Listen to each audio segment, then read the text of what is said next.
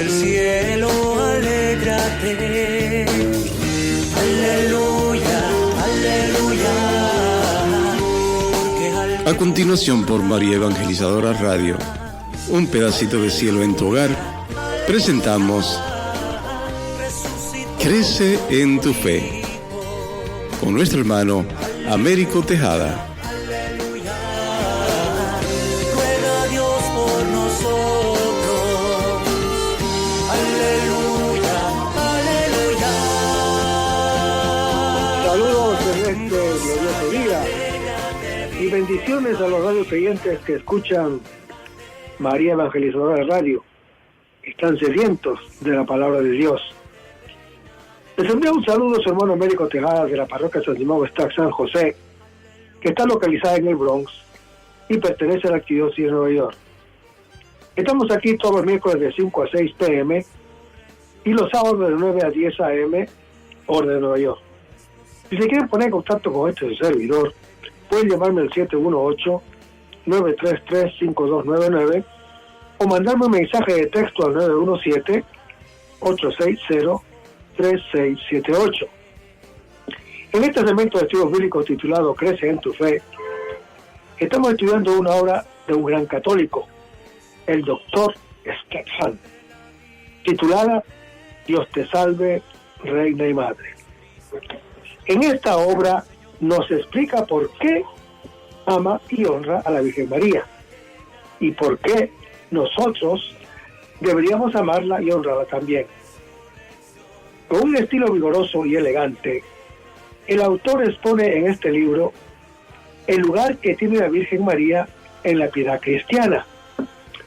Examina y analiza los fundamentos bíblicos y teológicos de la devoción mariana, con una profunda y gran amor a la Virgen, una fe profunda, y da respuestas a las principales objeciones contra la devoción católica a la Virgen María. Su mensaje, con plena fidelidad al Concilio Vaticano II, es claro como el cristal, en el modo de concentrar nuestra atención en María, la Madre de Dios, en su relación con Cristo y su Iglesia. En su relación, este espléndido trabajo puede ayudar a muchas personas a descubrir o redescubrir a María, pues aporta persuasivos argumentos y emociones para abrazar a María como madre y como reina. Vamos a comenzar este segmento con una oración. Estamos en el nombre del Padre, del Hijo y del Espíritu Santo. Señor, que todo lo que hagamos este día inicie con tu bendición y termine con tu ayuda. Que todo lo que digamos este día sea motivado por tu amor e inspirado por tu gracia. Que nuestras obras de este día reciban tu inspiración y perduren en tu paz. Todas estas cosas, Padre Celestial, te las pedimos en el dulce nombre de tu Hijo Jesús, que vive en la unión del Espíritu Santo, quien es Dios, por los siglos de los siglos. Amén. Los objetos de estudios bíblicos son dados al Dr. Scott Hahn y a la vida de Jerusalén que estamos usando para estos estudios bíblicos. En el segmento anterior estamos hablando de que esa nueva alianza traída al mundo por la Santísima Virgen María es la que lo cambia todo en nuestras vidas, en la mía y en la tuya, y en la historia humana. En efecto, hermano que me escuchas, todos los encuentros decisivos entre Dios y el hombre están marcados por alianza. La relación de Dios con Israel quedó definida por una alianza, como lo fueron sus relaciones con Adán, como lo fue con Noé, como lo fue con Abraham, como lo fue con Moisés y como lo fue con el rey David. Jesús mismo habló de su sacrificio redentor como la nueva alianza en su sangre, en el Evangelio según San Lucas, capítulo 22. Oímos estas palabras en la plegaria eucarística de la misa, pero ¿nos paramos alguna vez a preguntarnos ¿Qué es una alianza? Se trata de una pregunta absolutamente crucial que nos lleva al corazón de la fe y de la vida cristiana. De hecho, nos lleva al corazón mismo de Dios. Pero, ¿qué es una alianza? La cuestión nos devuelve a la realidad primordial que tratábamos al comienzo de este capítulo, la familia. En el Antiguo Oriente Medio, una alianza era un vínculo sagrado de parentesco, basado en un solemne juramento que introducía a alguien en una relación de familia con otra persona o tribu. Cuando Dios hizo la alianza con Adán, con Noé, con Abraham, con Moisés y con David, fue invitando a entrar en su familia a un círculo cada vez más amplio de personas. Primero, una pareja, después, una familia, después, una nación y finalmente, el mundo entero. Sin embargo, hermano que me escuchas, todas aquellas alianzas se rompieron a causa de la infidelidad y del pecado del hombre. Dios permaneció constantemente fiel. No así Adán, ni Moisés, ni David. De hecho, la historia sagrada nos lleva a concluir que solo Dios guarda las promesas de la alianza. Entonces, hermano que me escuchas, ¿cómo podrá la humanidad cumplir la parte que le corresponde de una alianza de forma que dure por siempre? Sería preciso un hombre sin pecado y tan fiel como Dios. Por eso, la nueva y eterna alianza, por la nueva y eterna alianza, Dios se hizo hombre en Jesucristo. Y Él estableció la alianza por la cual entramos a formar parte de su familia, que es la familia de Dios. Esto entraña más que un mero compañerismo con Dios, pues Dios en su misterio más íntimo es una familia. Dios mismo es Padre, Hijo y el Espíritu de amor. Y los cristianos son elevados a la vida de esa familia. En el bautismo somos identificados con Cristo, bautizados en el nombre trinitario de Dios. Asumimos su nombre de familia y así llegamos a ser hijos en el Hijo. Somos introducidos en la vida misma de la Trinidad, donde podemos vivir enamorados para siempre. Si Dios es familia, el cielo es hogar, y con Jesús el cielo ha venido a la tierra. Hermanos, la familia de la alianza divina es perfecta, no le falta nada. La iglesia mira a Dios como Padre, a Jesús como hermano y al cielo como su casa. ¿Qué falta entonces? ¿Qué falta? En verdad, nada falta. Toda familia necesita una madre. Solo Cristo podría escoger a la que sería suya, y la escogió providencialmente para toda su familia de la alianza. Ahora, todo lo que tiene lo comparte con nosotros. Su vida divina es nuestra. Su casa es nuestra casa. Tu Padre es nuestro Padre. Tus hermanos son nuestros hermanos. y también su madre es nuestra madre. Una familia resulta incompleta sin una madre amorosa. Las iglesias cristianas separadas, que disminuyen el papel de María, inevitablemente terminan por dar la sensación de un pisito de soltero, masculino a más no poder, ordenado, pero no hogareño, funcional y productivo, pero con poco sentido de la belleza y la poesía. Todas las escrituras, todos los tipos, la creación entera y nuestras necesidades humanas más profundas nos dicen que ninguna familia debería ser de esa manera. Ciertamente, no la familia de Dios establecida por la alianza. Los apóstoles lo sabían y esa fue la razón por la que estuvieron juntos con María en Jerusalén el día de Pentecostés. Sí, hermano y hermano que me escuchas.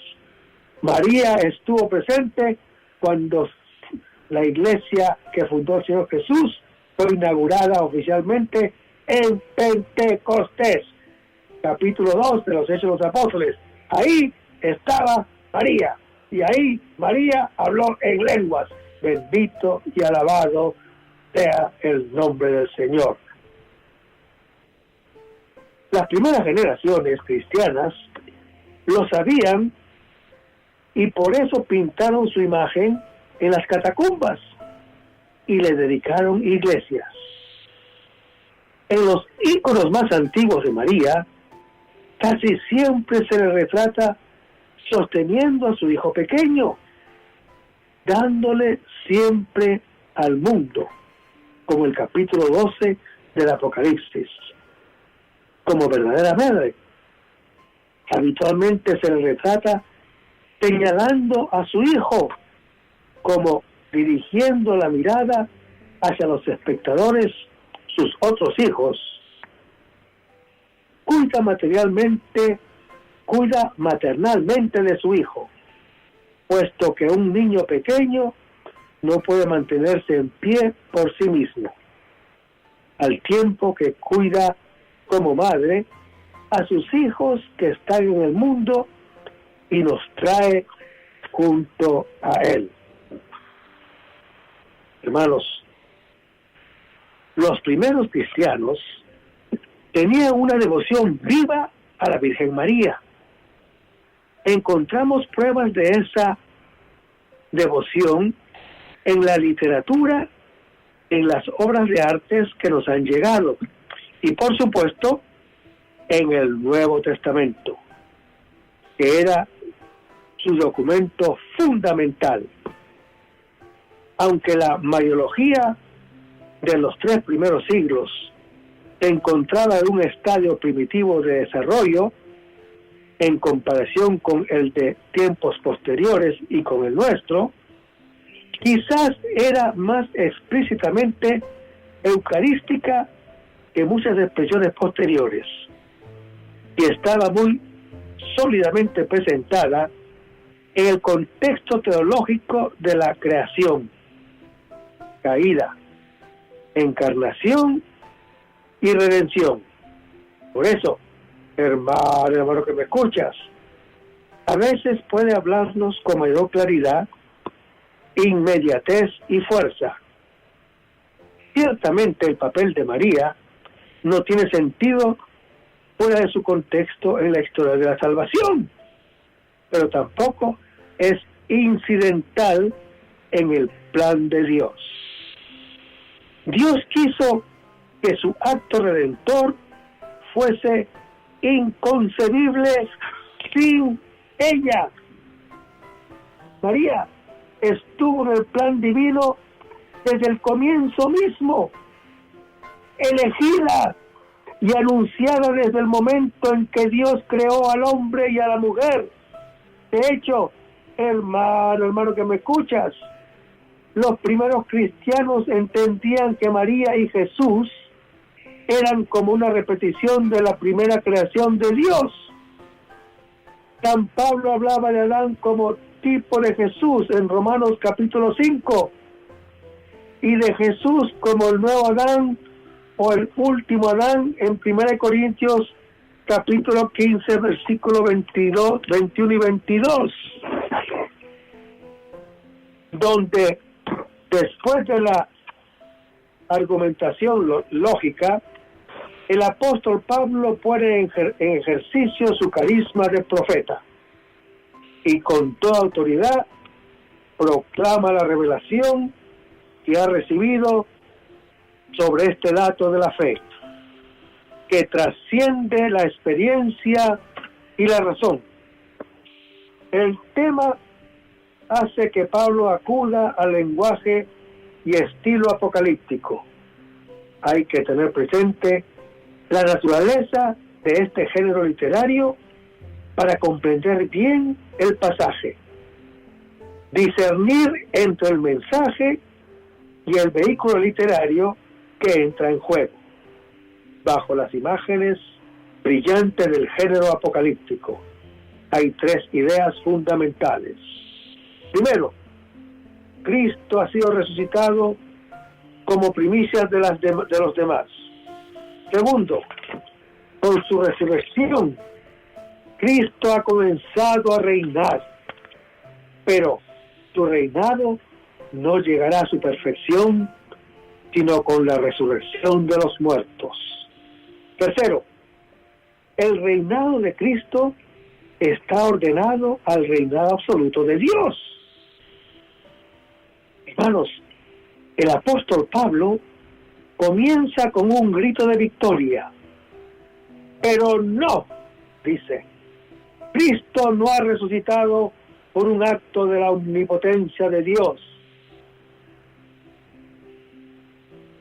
Cristo ha sido resucitado por un acto de la omnipotencia de Dios. La mención de los muertos implica una resurrección corporal. La expresión como primicias es clave. Indica una comunión en naturaleza, con sus consecuencias correspondientes. Leamos Romanos 8. Pues sabemos que la creación entera gime hasta el presente y sufre dolores de parto, y no solo ella, también nosotros que poseemos las primicias del Espíritu, nosotros mismos gemimos en nuestro interior, anhelando el rescate de nuestro cuerpo, porque nuestra salvación es en esperanza, y una esperanza que se ve no es esperanza. Pues, ¿cómo es posible esperar una cosa que se ve? Pero si esperamos lo que no vemos, aguardamos con paciencia. Hermanos, las primicias o primeros frutos son iguales a todos los demás, y por eso, con la consagración de la primera gavilla hecha en la fiesta de Pascua, quedaba consagrada el resto de la cosecha, como está en el libro de Levítico capítulo 23. Así también en la resurrección de Cristo está en germen y asegurada la resurrección de todos los que son de Cristo. Leamos. Él es también la cabeza del cuerpo, que es la iglesia.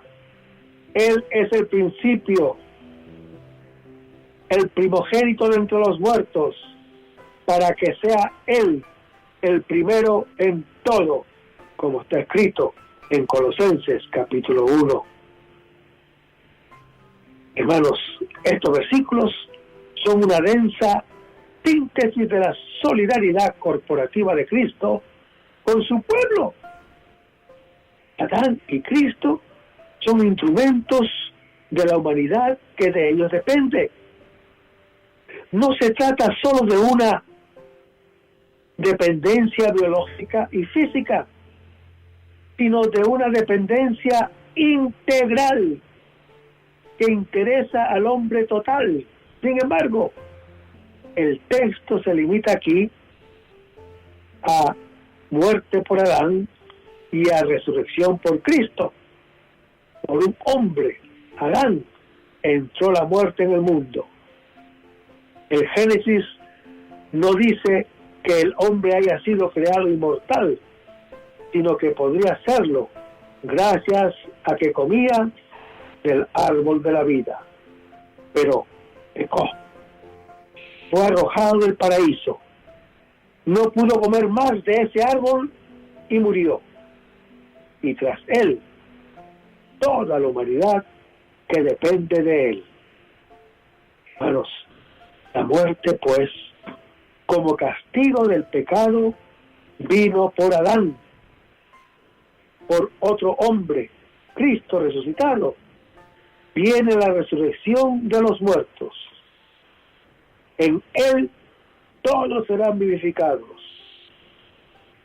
Hermanos, el vocablo todos mira solamente a los creyentes que mueren en Cristo. La resurrección de justos y pecadores está enseñada en otros lugares. Veamos 3. Muchos de los que descansan en el polvo de la tierra se despertarán, unos para la vida eterna, otros para vergüenza y horror eternos, como está en Daniel, capítulo 2. Y tengo en Dios la misma esperanza que estos mismos tienen, de que habrá una resurrección, tanto de los justos como de los injustos, como está en Hechos de los Apóstoles, capítulo 24. No se extrañen de esto. Llega la hora en que todos los que estén en los sepulcros oirán su voz y saldrán los que hayan hecho el bien para una resurrección de vida y los que hayan hecho el mal para una resurrección de juicio, como está en Juan capítulo 5. Hermanos, hay una diferencia entre Adán, el primer hombre, y Cristo resucitado, el nuevo hombre. Mientras que nuestra muerte está ya presente en Adán, porque dice la Escritura, todos mueren, nuestra resurrección en Cristo es futura, porque la Escritura dice, todos serán vivificados. Dice la Escritura, o la Sagrada Escritura, en Génesis capítulo 2, que Dios formó al hombre del polvo de la tierra, insufló en sus narices aliento de vida, y quedó constituido el primer hombre, Adán, alma viviente. De él procede toda la humanidad. Pues bien, hermano que me escuchas, en la terminología Adán, alma viviente, equivale a Adán, cuerpo psíquico, hombre terreno. Esta expresión señala la condición del ser humano dotado de vida por su alma, pero de una vida puramente natural y sometido a las leyes del desgaste, de la corrupción y de la muerte. Pero luego, Dios mismo, al resucitar a Cristo con el poder de su Espíritu Santo, que está descrito en Romanos capítulo 8, ha hecho de ese hombre nacido de mujer, como está en Gálatas capítulo 4, un espíritu que da vida.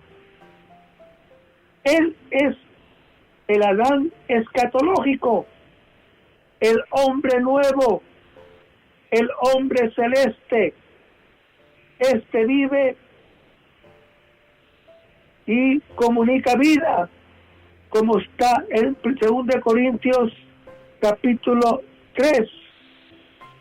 Cristo, pues, por su resurrección, ha sido constituido en una dimensión espiritual de vida incorruptible.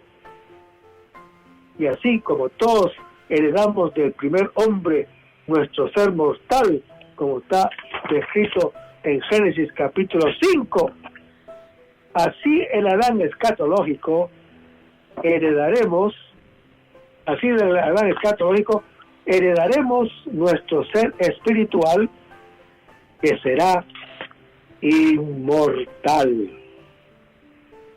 Cristo resucitado es el principio de una nueva creación, y aún cuando esperamos para el porvenir la resurrección gloriosa, sin embargo, ya desde ahora los cristianos recibimos de Cristo resucitado vida divina a través del Espíritu Santo que Él nos envía y habita en nuestros corazones como en su santuario, que nos va transformando en esa misma imagen cada vez más gloriosa, y que un día resucitará nuestros cuerpos mortales, como dice Romanos capítulo 5.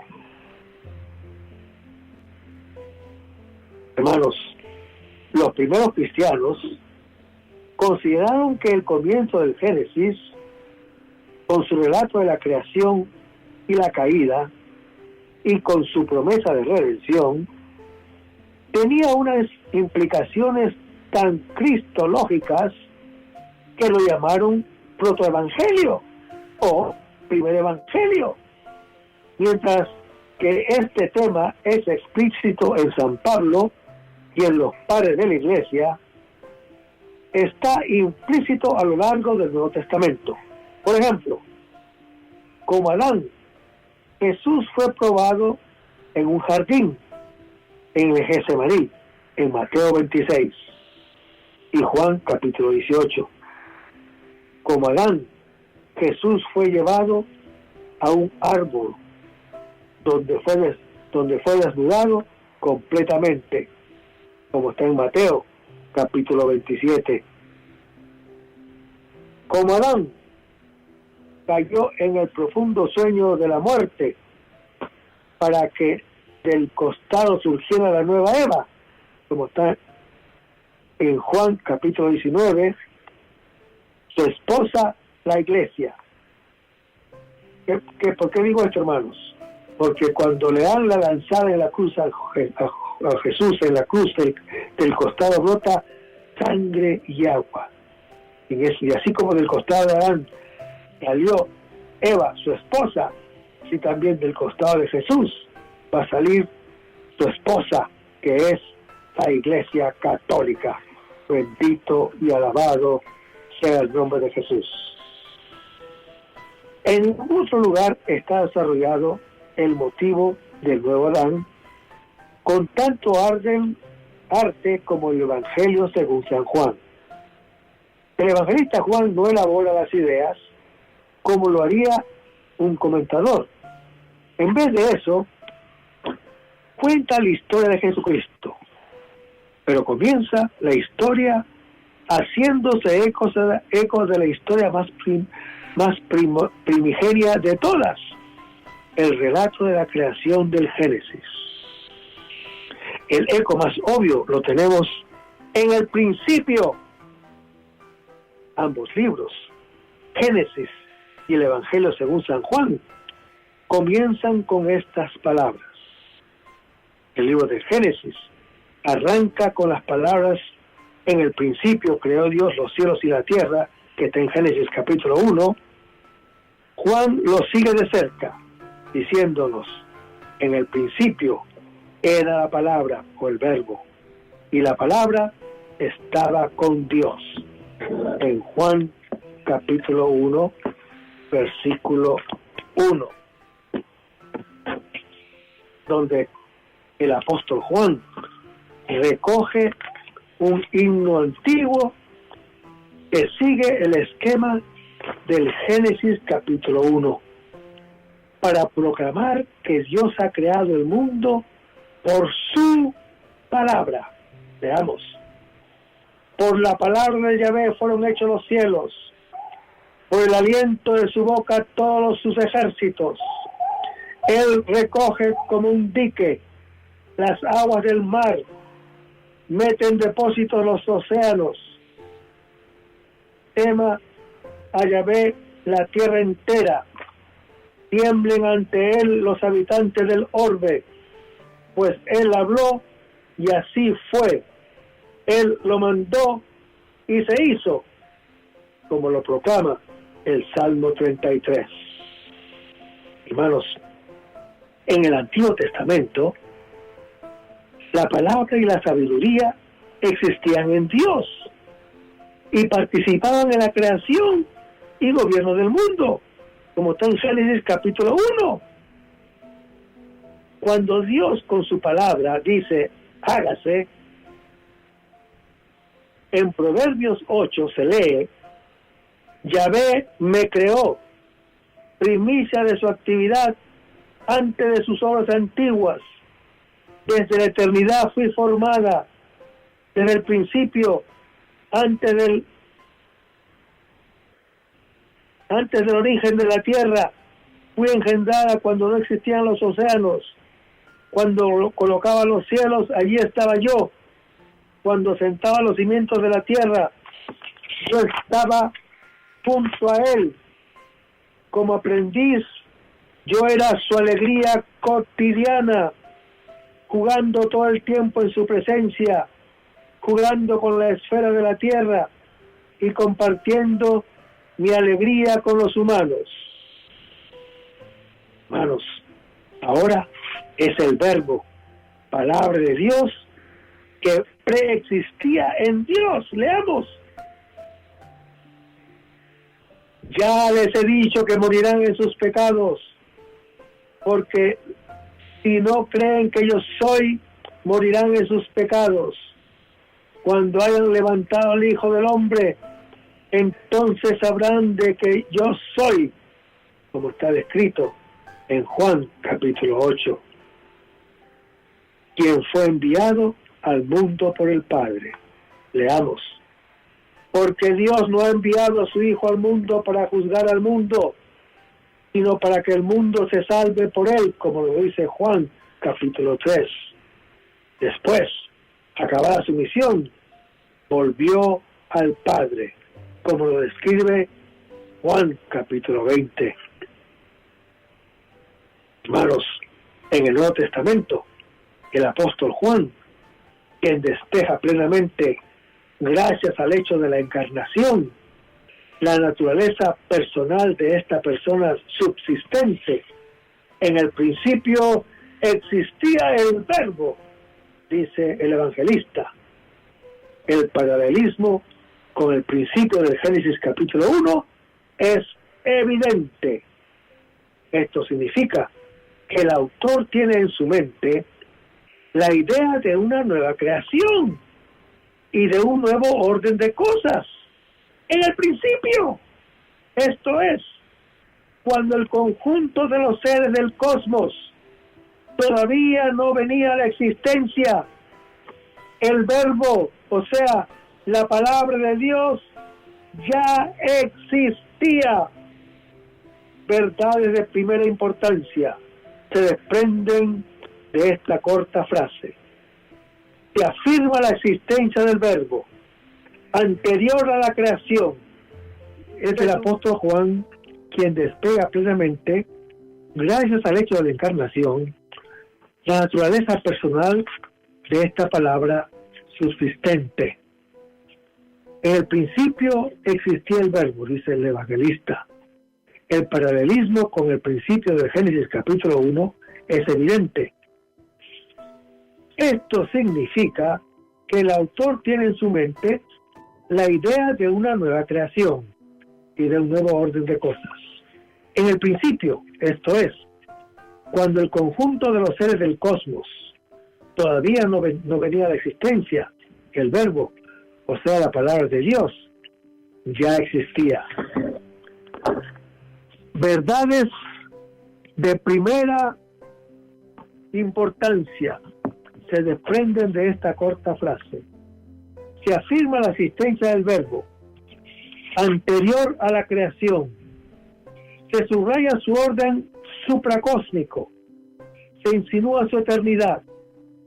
ya que escapa al principio de la creación y se establece en una existencia atemporal. Por eso el evangelista Juan usa la palabra existía, y el verbo estaba en Dios. Este verbo preexistente a la creación estaba en Dios, o lo que es lo mismo, Dios en su eternidad estaba siempre con su verbo, con su palabra. El evangelista Juan ha utilizado una preposición de acusativo, significando con ello una presencia íntima y dinámica del verbo en Dios.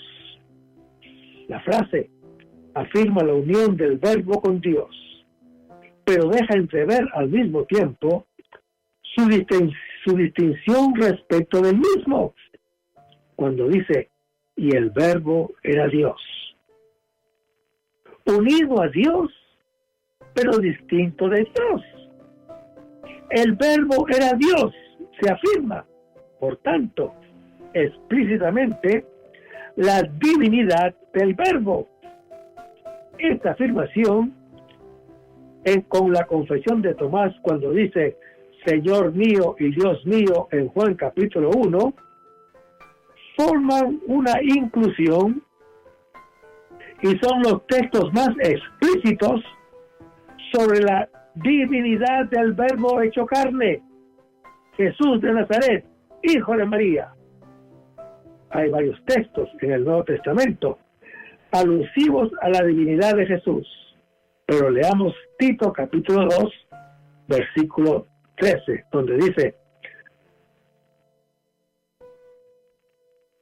aguardando a la feliz esperanza y la manifestación de la gloria del gran Dios y Salvador, nuestro Jesucristo. Hermanos, es digno de atención que el título Dios aplicado a Jesús se encuentra en himnos y doxologías, lo cual significa que ese apelativo se le otorgó en los ambientes litúrgicos antes de que en otros escritos. La distinción existente entre Dios y el verbo será el fundamento para la formulación teológica posterior de la distinción de personas en virtud de su oposición relativa y la afirmación de que el verbo era Dios. Será el fundamento para la doctrina de la unidad de naturaleza divina entre el Padre y el Hijo, dos personas distintas en una misma naturaleza. El evangelista Juan dirá más tarde lo mismo, con otros términos, cuando Jesús dice, yo y el Padre somos uno, en Juan capítulo 10.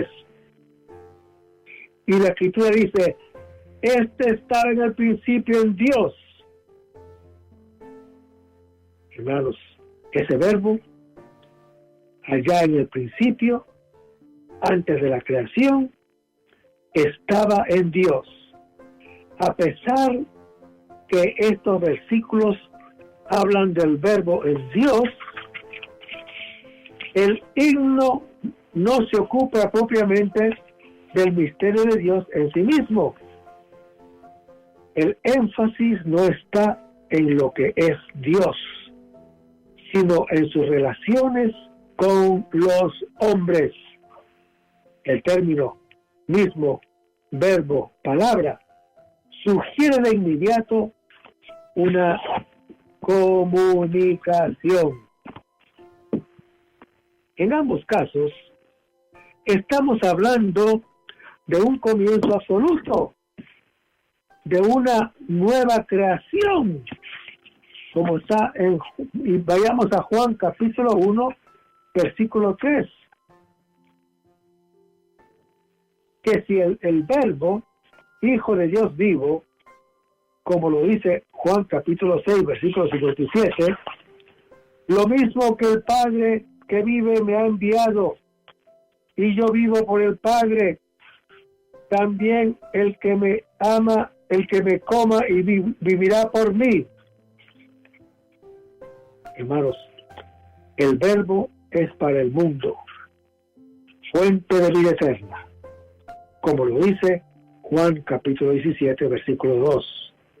Glorifica a tu Hijo, para que tu Hijo te glorifique a ti, y que según el poder que le has dado sobre toda carne, dé también vida eterna a todos los que tú le has dado. Es porque el Verbo tiene vida en sí mismo, como lo dice Juan capítulo 5, versículo 26. Porque como el Padre tiene vida en sí mismo, así también le ha dado al Hijo tener vida en sí mismo. Hermanos, aquí vemos que el Verbo mismo es la vida. Leamos Juan capítulo 11, versículo 25, donde dice: Jesús le respondió: yo soy la resurrección. El que cree en mí, aunque muera, vivirá.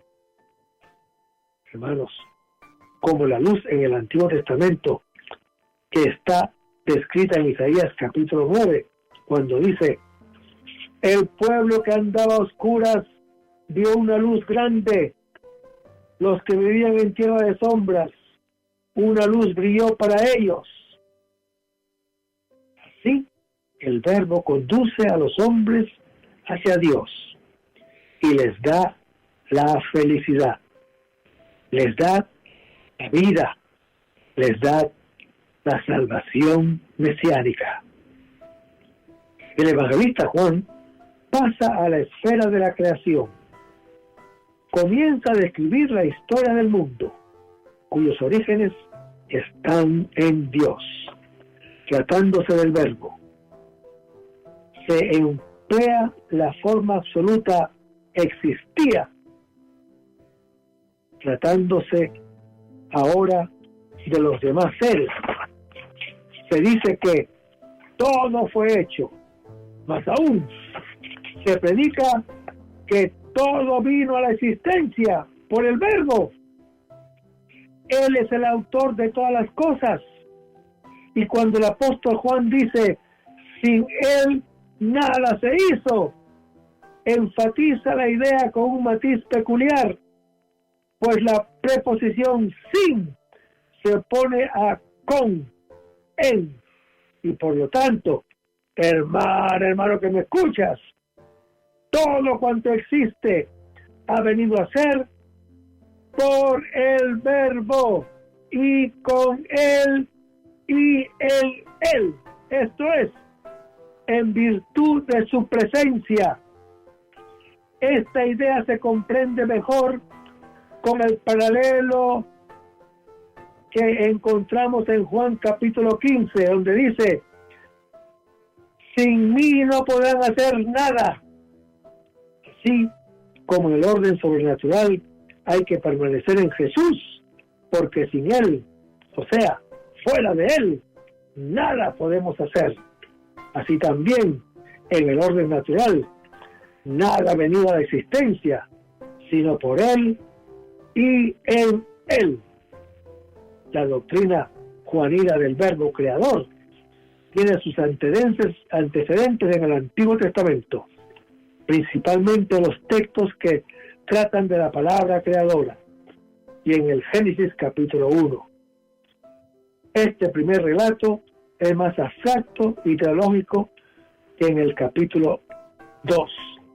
Aquí traza una clasificación de los seres creados, siguiendo un plan lógico, en el marco de una semana que acaba con el descanso sabático. La ciencia que utiliza está aún en mantillas, sin tratar de concordar este cuadro con las ciencias modernas. Hay que ver en él, dentro de un género literario que lleva a la impronta de su época, una enseñanza revelada de valor permanente acerca de Dios. único, trascendente, anterior al mundo, y su palabra creadora, y acerca del hombre y su puesto en la creación. El verbo hacer se reserva para toda la acción creadora de Dios.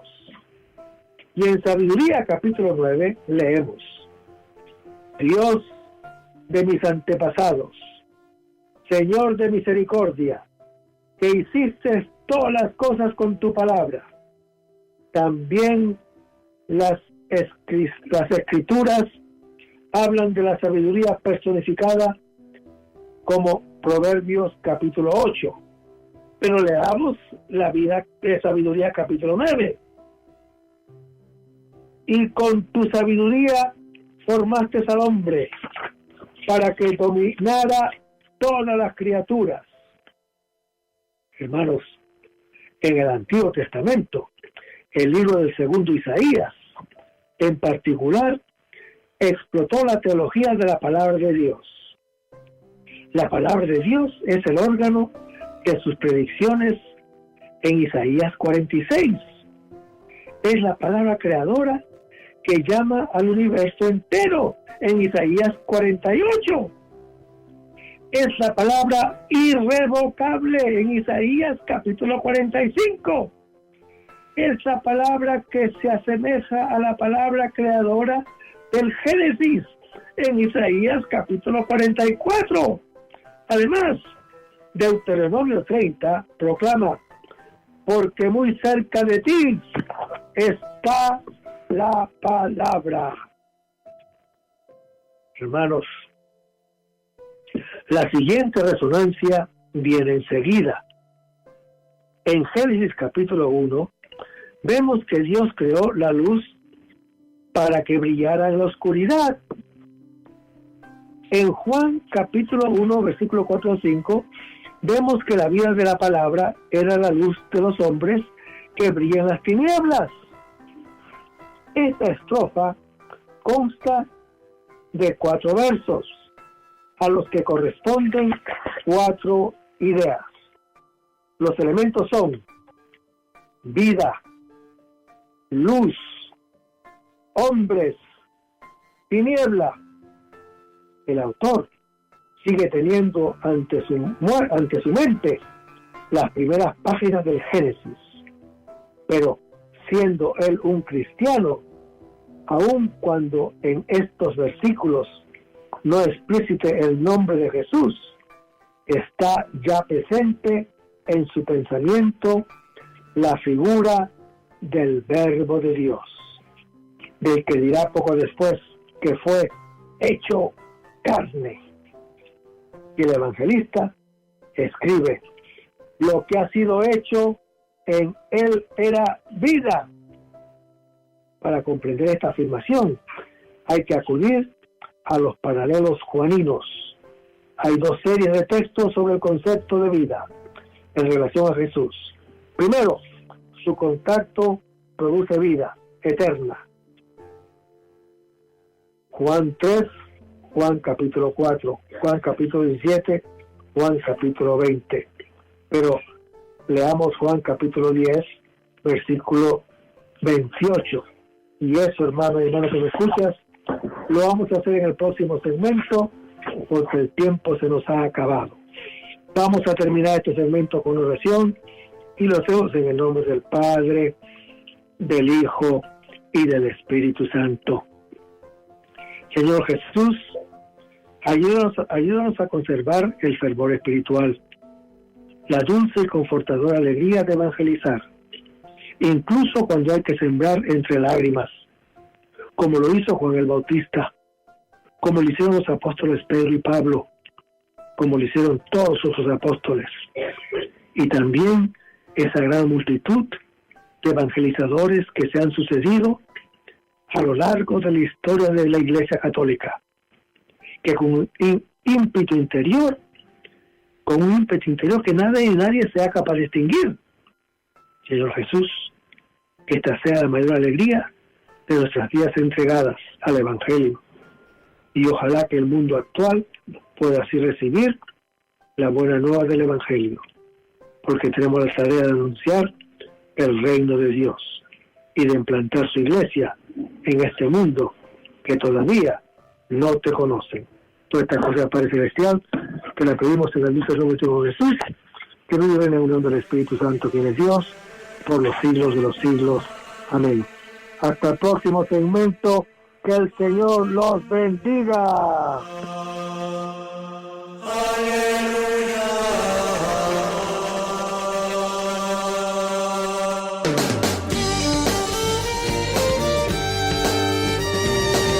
Reina del cielo, alégrate.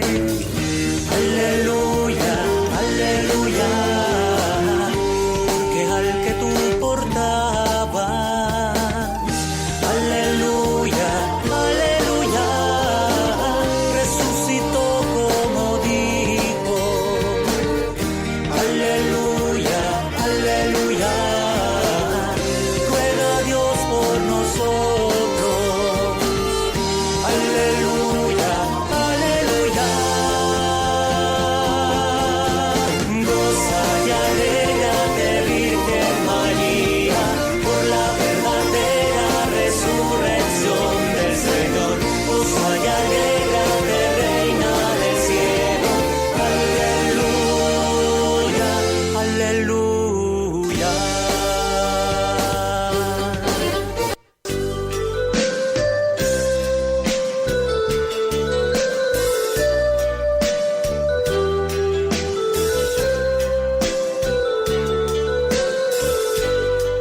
Esta es María Evangelizadora Radio, el camino a tu santidad, porque es un pedacito de cielo en tu hogar.